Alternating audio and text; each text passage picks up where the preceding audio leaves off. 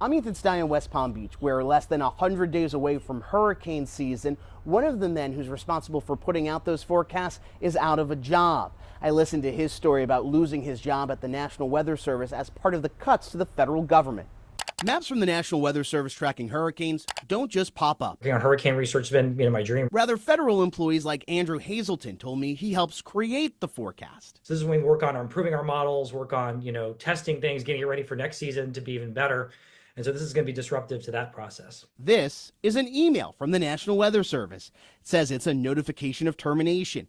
The email from the undersecretary says she was terminating him from the position of assistant scientist.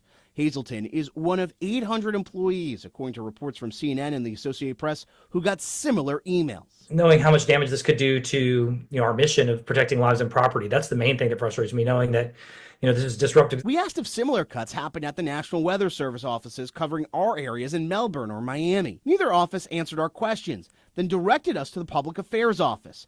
Spokesperson for the National Weather Service there says in an email, per long-standing practice, we are not discussing internal personnel and management matters. They are our lifeline. Ron Guerrero is the public safety director for St. Lucie County. He says he uses information from the National Weather Service to prepare emergency responses to severe weather.